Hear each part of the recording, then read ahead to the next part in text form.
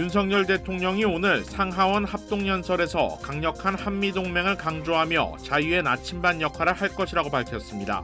북한 인권 실상을 알리기 위한 협조도 요청했고 연설 뒤에는 국방부 펜타곤을 방문해 보고도 받았습니다.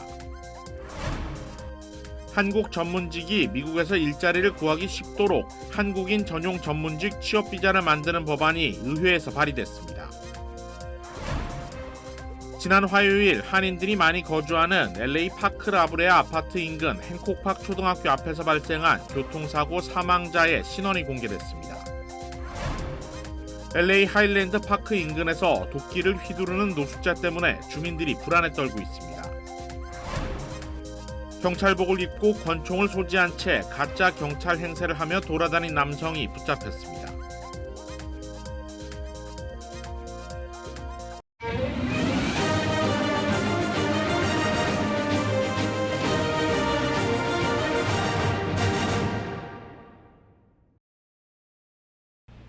시청자 여러분 안녕하십니까? KBS 아메리칸 뉴스입니다. 윤석열 대통령이 상하원 합동연설을 진행했습니다. 한미동맹의 과거와 현재를 짚고 미래 청사진을 제시하면서 자유의 나침반 역할을 할 거라고 밝혔습니다. 워싱턴에서 신지혜 기자가 보도합니다. 한국 대통령으론 10년 만 윤석열 대통령이 미 의회 연단에 올랐습니다. 한미동맹의 과거부터 되짚으며 6.25 전쟁 참전 미군 용사들에게 감사를 표했습니다. Korea's freedom and democracy were on the brink. At that decisive moment, the U.S. did not look the other way. 이제 한미동맹은 그 어느 때보다 강력하다며 자유를 키워드로 한 가치 동맹을 여러 차례 강조했습니다. Together with the U.S., Korea will play the role as a compass for freedom. It will safeguard and broaden the freedom of citizens of the world. 미래 한미동맹은 첨단 분야와 우주, 사이버 공간으로 확장될 거라는 청사진도 제시했습니다. 한미 인적 교류 확대를 거론하면서는 즉석에서 한인 하원 의원들을 호명하기도 했습니다. Michelle Steele and Meryl Streetland are here with us. They are a testament to the alliance spanning generations. 미 상하원 의원들은 40여 분 동안의 연설에서 50여 차례 박수를 보내고 몇 차례 환호도 나왔습니다. BTS beat me to the White House, but I beat them to Capitol Hill. 윤석열 대통령은 또 연설 중간중간 한미 정상회담 결과를 설명하며 협조를 요청했습니다. 여러 분야에 걸친 정상회담 합의가 잘 이행되려면 미 의회의 도움도 필요하다는 점 강조한 겁니다. 미국 워싱턴에서 KBS 뉴스 신지혜입니다. 윤석열 대통령은 의회 연설에서 북한 도발을 억제하고 인권 실상을 알리기 위한 협조도 요청했습니다. 연설 뒤에는 국방부 지휘센터를 찾아 위기 대응 체계 등에 대한 보고를 받았습니다. 이어서 조태흠 기자가 보도합니다. 윤석열 대통령은 미 상하원 의원들을 앞에 두고 북한의 핵 미사일 도발은 한반도뿐 아니라 세계 평화에도 심각한 위협이라고 했습니다. 이에 대응하는 한미의 단합된 의지도 강조했습니다. 러시아나 중국 문제만큼 북한 문제에도 의원들의 관심을 촉구한 걸로 풀이됩니다. 북한의 인권 실상을 소개하면선 이를 알리는 게 의무라고 말했습니다. We must inform the world of the gravity of North Korea's human rights violations. 우크라이나 침공을 규탄하면서 자유민주 국가들의 연대를 강조했는데 구체적 지원 방안은 따로 언급하지 않았습니다. We will actively work to safeguard the freedom of the people of Ukraine and support their efforts in reconstruction.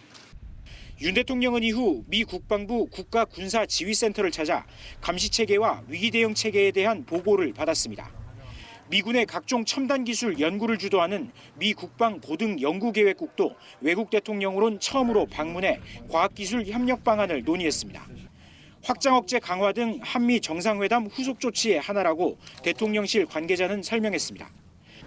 윤 대통령은 이제 미국 보스턴에서 방미 2라운드를 시작합니다. 하버드대 연설과 디지털 바이오 석학과의 대화 등으로 자유의 가치를 강조하고 미래 먹거리를 찾는 데 초점이 맞춰져 있습니다. 미국 워싱턴에서 KBS 뉴스 조태현입니다. 이번 한미 정상회담을 계기로 한동안 주춤했던 한미 의원 외교도 다시 활성화될 것으로 보입니다. 한국인 취업비자 발급 확대 등 관련 법안 추진에도 탄력이 붙게 됐습니다. 관련 소식 윤범수 기자가 보도합니다. 현재 한미 양국 의회 차원에서 논의되고 있는 가장 큰 현안은 한미 의원연맹 창설입니다. 톱다운 방식에서 탈피해 의원 외교가 활성화되면 인플레이션 감축법 등과 같이 민감한 현안을 놓고 의회 차원의 사전 조율이 가능해지는 만큼 효과는 더 클 것이란 전망입니다. 국제관계위원회에 공식 기관으로서 책정이 안 돼갖고 예산이 안 나와서 그 일을 못하고 있었거든요. 근데 이번에는 확실히 그것을 하겠다고 우리가 합의를 봤습니다. 한미 양국의 서로 이익이 되는 실질적인 법안 추진에도 탄력이 붙을 전망입니다. 특히 이번에 상하 양원에서 동시에 발의된 한국 파트너 법안은 한국의 별도의 전문직 취업비자 쿼터를 확대 부여하는 내용을 담고 있습니다. 전문 교육과 기술을 보유한 한국 국적자에 대해 연간 최대 15,000개의 전문직 취업비자를 발급하겠다는 것인데 통과될 가능성이 높습니다. 미국은 그동안 자유무역협정 FTA를 체결한 호주와 싱가포르, 칠레 등에 대해서는 별도의 전문직 비자 쿼터를 제공해왔습니다. 오스트레일리아나 싱가포르 FTA에 관해서 그 나라에 준 15,000개의 그 비자 캐리고리 준 거에 비하면 아직까지도 우리 한국은 그 15,000 비자를 받지도 못하고 있어요. 그래서 거기에 대한 E4 캐리고리를 크리에이트해서 이번 방미 일정이 끝나면 오는 6월에는 한국 국회의원들의 미국 의회 방문이 예정돼 있습니다. 이전에 다뤄졌던 북한 인권법, 이산가족 상봉 결의안 역시 향후 양국 의원들의 적극적인 협의하에 구체적인 시행안이 도출될 수 있을 것이란 전망입니다. KBS 뉴스 윤범수입니다.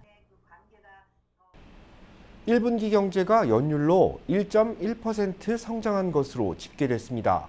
긴축 여파가 본격화되면서 경기 둔화 속도가 예상보다 빨라지고 있다는 분석입니다. 한보경 기자가 취재했습니다. 미국의 1분기 GDP, 즉 국내 총생산 증가율이 연율로 1.1%를 기록했습니다. 지난해 3분기부터 3개 분기 연속 플러스 성장이긴 한데 성장세는 확 꺾였습니다. 전문가 전망치 2%를 크게 밑도는 데다가 지난해 4분기 2.6%와 비교해서도 성장 속도가 많이 더뎌졌습니다. 긴축 여파에 민간 투자가 급감한 영향이 가장 컸는데 미국 경기 둔화 속도가 시장의 예상보다 빠르게 가고 있다는 분석이 나오고 있습니다. 지난해 4분기에 1%였던 개인 소비 지출 증가율이 1분기에 3.7%로 확대된 게 그나마 플러스 성장을 견인했지만 소비 증가 추세를 계속 장담하기는 쉽지 않은 상황입니다. 1분기 소비를 월별로 따져봤을 때 둔화세가 뚜렷해지고 있는 데다가 실리콘밸리 은행 파산발, 은행 위기 여파에 대출이 까다로워지면 소비 심리는 더 위축될 수밖에 없어서입니다. 때문에 연방준비제도의 금리 인상이 실물 경제에 본격적으로 영향을 주기 시작했다는 해석이 가능해졌지만 그렇다 해도 다음 주 열리는 통화정책회의에서 연준이 기준금리를 올릴 거란 전망이 아직은 우세합니다. A lot of people are concerned about whether we're going to have a deep recession or light recession. What we have to look at is that the Federal Reserve, yes, they want to avoid a recession if they can, but that's secondary. Inflation is like cancer to an economy. Recession is like the flu. 1분기 개인 소비 지출 가격 지수 상승폭이 4분기보다 커지면서 이런 전망에 더 힘이 실리고 있는 상황입니다. 성장률이 크게 둔화됐다는 소식에도 뉴욕 증시 주요 지수는 오늘 2% 안팎씩 모두 상승 마감했습니다. 시장 참가자들은 메타 등 이른바 빅테크 기업들의 호실적과 1분기에 그래도 플러스 성장을 기록했다는데 더 무게를 둔 것으로 풀이됩니다. 뉴욕에서 KBS 뉴스 한보경입니다. 지난 화요일 한인들이 많이 거주하는 LA 팍라브레 아파트 인근 행콕팍 초등학교 앞에서 발생한 교통사고 사망자의 신원이 공개됐습니다. LA 카운티 검시국은 이번 교통사고의 희생자는 올해 33살의 가다 압둘자바로 확인됐다고 밝혔습니다. 사망한 여성의 6살 난 딸은 현재 병원에 입원 중인데 매우 위독한 상태로 전해지고 있습니다. 사고를 일으킨 트럭 운전자는 심각한 장애를 앓고 있었다는 사실이 밝혀지면서 병원에서 간단한 치료를 받은 뒤 불구속 상태로 석방됐습니다. LAPD는 사고를 일으킨 운전자가 의료적 지원이 필요한 응급 상황을 겪고 있었을 가능성이 있었다고 밝혔습니다. 이에 따라 현장을 목격한 시민들의 증언과 현장에 담긴 영상, 법의학적인 자료 등을 통해 처벌 여부가 결정될 것으로 보이는데 고의성이 드러나지 않는 단순 사고로 처리될 가능성을 배제할 수 없는 상황입니다. 한편 사고 현장에는 횡단보도만 있을 뿐 과속방지턱은 없었던 것으로 확인되면서 LA 통합교육부와 시정부 당국은 학교 근처에 과속방지턱을 확대하는 등 추가적인 대책 마련에 나선다는 계획입니다. 도끼를 휘두르는 노숙자 때문에 주민들이 불안에 떨고 있습니다. 주민들은 무려 311번이나 신고했지만 경찰은 속수무책입니다. 보도에 김경일 기자입니다. 주택가에서 손도끼를 휘두르는 노숙자가 보입니다. CCTV에 찍힌 남성은 손도끼로 나뭇가지를 내려칩니다. 인근 주택가를 배회하며 손도끼를 들고 다니는 노숙자 때문에 지역 주민들은 산책하는 것이 두렵다고 호소했습니다. 지역 주민들은 이 남성이 손도끼는 물론 정글에서나 사용할 법한 큰 칼인 마체테를 들고 주택가를 서성이기도 해 무려 311번이나 경찰에 신고했다고 밝혔습니다.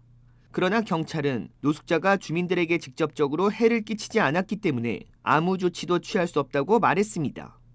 또 마체테를 휴대하는 것은 불법이 아니기 때문에 경찰이 출동할 수 없다는 말도 했습니다. 이에 주민들이 시의원에게도 하소연해봤지만 별다른 조치는 이루어지지 않았습니다. 하일랜드 파크 지역 주민들은 집 앞에 손도끼를 들고 다니는 노숙자가 자신을 공격하지 않기만을 바라는 상황이라며 경찰의 대응 미흡을 지적했습니다. 또 LA시가 세금을 어디에 쓰고 있는지 모르겠다며 답답함을 호소했습니다. LA 동쪽 어윈데일 지역에서는 견인된 차량 안에서 숨진 남녀가 발견돼 경찰이 수사에 착수했습니다. 어제 낮 12시 30분쯤 젠스 견인회사는 110 이스트 롱덴 애비뉴에 위치한 알코 주유소에서 차량 한 대를 견인했는데 차 안에 남녀 시신이 발견돼 경찰에 신고했다고 밝혔습니다. 출동한 경찰과 LA 카운티 소방국 응급구조대는 남녀가 이미 숨진 상태였다고 설명했습니다. 경찰은 현재 수사 중이라며 숨진 남녀의 신원은 공개하지 않았습니다.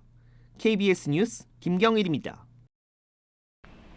총기를 소지하고 경찰 행세를 하며 돌아다니던 남성이 체포됐습니다.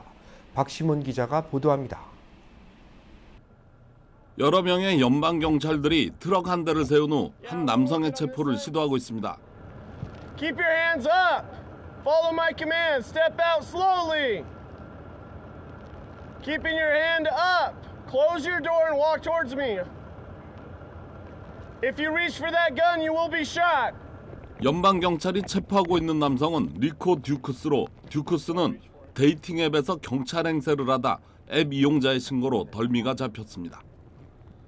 듀크스는 한 대학교 캠퍼스에서도 경찰 행세를 하고 돌아다녔으며 인근 지역의 한 고등학교에는 경찰복을 입고 교사를 만나러 학교에 가기도 했습니다. 듀크스는 체포 당시 장전된 총기를 소지하고 있었던 것으로 드러나 혐의는 더 늘어날 것으로 보입니다. 코첼라 음악 콘서트장을 향하던 아시안 청년들이 난폭 운전자 무리와 시비가 붙어 자동차 유리창이 깨지는 피해를 입었습니다. 4일 동안 열린 음악축제의 마지막 날인 지난 일요일, 코첼라 지역의 교통 상황은 매우 혼잡했습니다. 혼잡을 못 참고 난폭 운전을 하던 SUV 차량. 자신의 차를 끼워주지 않자 차에 탄 일행이 상대방 차에 욕설을 퍼붓고 다가와 유리창을 깨며 공격을 시도했습니다. 참지 못한 아시안 청년들이 자동차에서 뛰어나와 이들을 제지하려 하자 SUV 차량은 달아나 버렸습니다. 피해 차량에 타고 있던 청년들은 도주 차량의 번호판을 촬영해 SNS에 업로드했고 이후 영상은 순식간에 퍼져나가며 네티즌들의 응원과 질타가 이어지고 있습니다. KBS 뉴스 박시몬입니다. 뉴욕에서 마약 중독으로 사망하는 사람들이 늘고 있는 것으로 집계됐습니다. KBTV 김용성 기자입니다. 헤로인보다 100배 강력한 펜타닐 등의 위험 마약이 뉴욕시 내에 빠르게 퍼지고 있는 가운데 뉴욕시 마약 단속국은 이러한 위험 마약의 빠른 확산이 큰 위협으로 다가오고 있다고 전했습니다. 지난 2019년에서 2022년 마약 중독으로 인한 사망자 수는 78% 증가했으며 이 중 80%의 사망자는 펜타닐을 복용했다고 전해졌습니다. 펜타닐은 2016년 엘차포 마약 카르텔이 뉴욕시에 들어서고 나서부터 빠르게 퍼지기 시작했습니다. 펜타닐은 강력한 오피오이드계 마약성 진통제로 과다 복용 시 호흡곤란, 두통 등의 증상뿐 아니라 온몸이 기름으로 튀겨지는 고통을 동반하는 위험한 약품입니다. 프랭크 타란티노 마약 단속국 요원은 이러한 위험 마약으로 인해 12개월 주기로 약 10만 8천 명이 사망한다며 하루에 300명이 죽는 셈이다. 매일매일 보잉 737이 추락해 탑승자 전원이 사망하는 것과 같다며 위험 마약 확산의 심각성을 전했습니다. 위험 마약이 빠른 확산으로 구하기 쉬워지며 이를 섞어 복용하는 신종 합체 마약에 중독된 사람들도 생기고 있습니다. 갱스터즈 파라다이스 등의 유명곡을 발표한 래퍼 쿨리오는 작년 9월 펜타닐, 헤로인과 필로폰에 한꺼번에 중독되어 사망했습니다. 인드라 시단비 박사는 이 같은 현상이 미 약품에 마약성 물질이 다수 사용되기 때문이라고 설명합니다. 그녀는 펜타닐 같은 경우 거의 모든 진통제에 포함되어 있다. 사람들이 약을 복용하며 자신들이 마약을 하고 있다는 걸 인지하지 못하는 게 가장 큰 문제라고 전했습니다. 한편 일명 트랭크로 불리는 사람이 투여 시 즉사할 수 있는 럼푼 또한 최근 뉴욕시 내에서 빠른 속도로 확산 중인 위험 마약 중 하나입니다. 럼푼은 본디 말을 마취하기 위해 사용되는 약품으로 사람이 복용했을 경우 혈압이 위험할 정도로 낮아지다가 결국 사망하게 됩니다. 이 같은 약품은 검증되지 않는 마약을 파는 불법 마약 거래상들이 악의적으로 약품에 추가시키는 경우가 많습니다. 오피오이드성 약품이 아니기 때문에 날록손이나 날칸 등의 마약 중독제 치료제 또한 효과가 없습니다. 전문가들은 시민들에게 럼푼을 피하기 위해서는 검증되지 않은 약품을 구입하는 것을 지향하라고 전했습니다. KBTV 뉴스 김용성입니다. 어제부터 찾아온 더위가 주말까지 이어질 것으로 보입니다. 쌓였던 눈이 녹으면서 홍수도 우려됩니다. 국립기상청은 이번 주 남가주 일대 90도를 넘나드는 더위가 이어질 것이라고 예보했습니다. 올 들어 가장 더운 날씨로 기록될 전망인데 평년보다 10도 이상 높은 기온입니다. 주말인 토요일 한낮 최고 기온은 지역에 따라 90도에서 100도 사이를 기록할 것으로 보이는데 산간지방에 쌓여있던 눈이 녹으면서 홍수가 발생할 수 있다는 우려도 나오고 있습니다. 국립기상청은 프레즈노 카운티 등 일부 지역에서 지속적으로 댐의 물을 방류하고 있기 때문에 홍수 취약 지역의 경우 홍수 대피령이 발효될 수 있다며 주의를 당부했습니다. 기상청은 일요일 한랭전선이 접근하면서 다음 주에는 평년 기온을 되찾게 될 것으로 예보했습니다. 한편 LA 카운티 공공보건국은 일부 해변의 박테리아 수치가 기존보다 높다면서 산타모니카 캐년 크릭과 줌마 크릭, 말리부 라군, 산타모니카 피어, 마더스 비치와 라티고 쇼 해변에 대해 물놀이 금지 권고령을 내렸습니다. 오는 2026년까지 뉴욕주의 최저임금이 시간당 $17까지 오를 전망입니다. KBTV 전상희 기자입니다. 캐시 호컬 뉴욕 주지사는 기자회견에서 뉴욕시와 나소, 서폭, 웨체스터 카운티 일대의 경우 시간당 최저임금을 내년 1월 1일부터 $16로 인상한 뒤 2026년까지 연간 50센트씩 인상해 $17까지 올리는 방안에 주의회와 합의했다고 밝혔습니다. 또 업스테이트 뉴욕의 경우 현행 $14.20를 2024년부터 $15로 올리고 연간 50센트씩 인상해 2028년까지 $17로 인상할 계획이라고 전했습니다. 최저임금을 $17까지 올린 이후에는 인플레이션을 반영한 최저임금 인상을 적용할 계획이지만 아직 이 부분에 대해서는 주지사와 주의회 간의 협상이 이어지고 있는 것으로 파악됩니다. 한편 이번 인상안은 앞서 진보 성향 의원들이 추진했던 2026년까지 최저임금을 최소 $21, 25센트까지 올린 후 물가 상승률에 연동하는 인상안에 못 미치는 절충안으로 보입니다. 뉴욕주 의회는 지난해 물가 상승과 연동시키는 내용의 최저임금 인상 법안을 추진한 바 있지만 회기 종료로 자동 폐기된 바 있습니다. 최저임금 인상 옹호단체 The Raise Up 뉴욕 연맹은 뉴욕의 생활비는 계속 오르고 있지만 임금은 2018년 이후로 정체 상태를 유지하고 있으며 뉴욕시의 경우 최저임금 15달러로는 급등하고 있는 물가를 결코 따라잡을 수 없다고 지적했습니다. 설문조사에 따르면 뉴욕시 유권자의 83%는 최저임금을 인플레이션에 연동하는 것을 지지한 반면 반대는 12%에 불과했으며 주 전역에서는 81%가 지지했습니다.